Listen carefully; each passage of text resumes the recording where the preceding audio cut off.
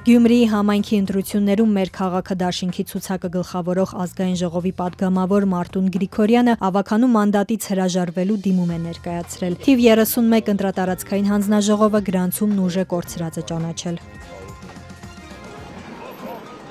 Անաստաս Միկոյան 64-ի բնակիչներն այսօր առավոտյան փակել էին Եղվարդի խճուղին։ Դավթաշենի խոշոր բնակելի համալիրի կառուցապատողը սնանկացել է, բնակիչները սեփականության վկայականներ չեն ստացել։ Մենք պահանջում ենք նախ եւ առաջ Երևանի քաղաքապետ Տիգրան Ավինյանին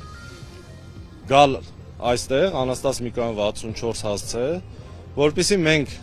իրեն ցույց տանք այն ապօրինությունները, որ տեղի է ունեցել եւ քաղաքապետարանի գործողությունների հետևանքով եւ կառուցապատողի եւ միևնույն ժամանակ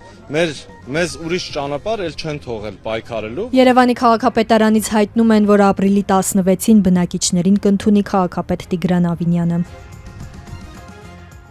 Ստեփանցմինդա-Լարս ավտոճանապարհը փակ է բոլոր տեսակի տրանսպորտային միջոցների համար, հայտնում են Վրաստանի ներքին գործերի նախարարությունից։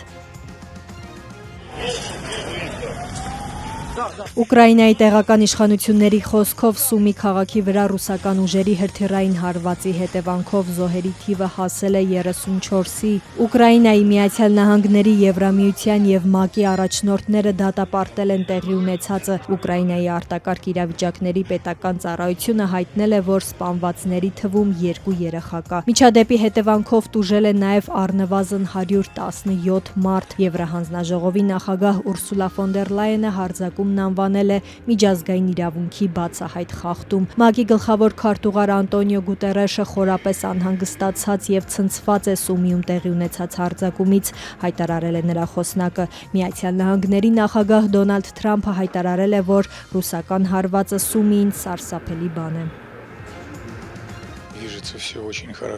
Միացյալ Նահանգների նախագահ Դոնալդ Թրամփի թիմի հետ շփումները շատ լավ են ընթանում, սակայն դեռ վաղ է ակնկալել արդյունքներ Ջո Բայդենի օրոք հարաբերություններին հասցված վնասի աստիճանի պատճառով, ասել է Ռուսաստանի նախագահի խոսնակը։ Նրա խոսքով ռուս-ամերիկյան շփումներն իրականացվել են մի քանի մակարդակներում, բայց իհարկե չի կարելի որևէ արագ արդյունք ակնկալել, ասել է խոսնակը։